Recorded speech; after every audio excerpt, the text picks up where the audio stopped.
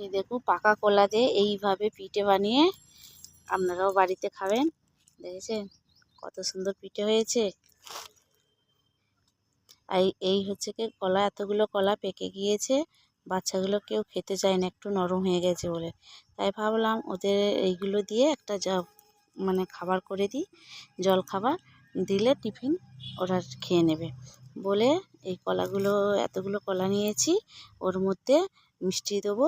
আমাদের ঘরে অনেক বাতাসা ছিল, তাই ভাবলাম বাতাসা নিয়ে দিয়ে দিই বলে এর মধ্যে বাতাসা নিয়ে দিয়ে দিয়েছি। একটু ভেঙে ভেঙে দিচ্ছি, বড় বড় তো, দিয়ে এটাকে ভালো করে মাখিয়ে নেব। মাখিয়ে নিয়ে একটু রেখে দেবো যাতে ভালোভাবে গুলে যায়।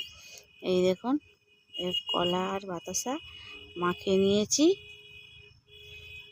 এগুলো শক্ত আছে তো মাঝে মাঝে, তাই হাতে মাঝে মাঝে ভেঙে নিচ্ছি।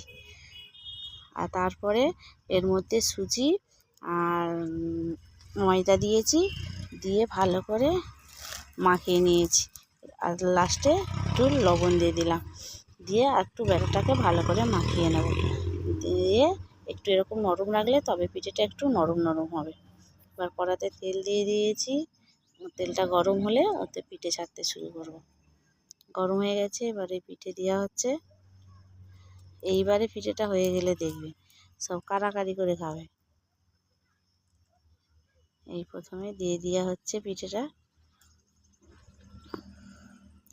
এই পিঠে হয়ে গেছে, আর এই পিঠে খুব কম তেল টানে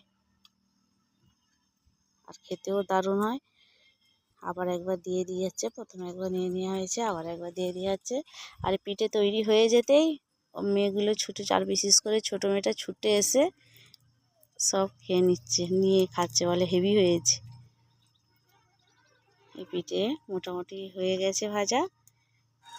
আমাদের পিঠে তৈরি হয়ে গেছে সব। তৈরি করতে করতে মেয়েগুলো হাফ খেয়ে নিয়েছে, এতটা ভালো লেগেছে ওদের।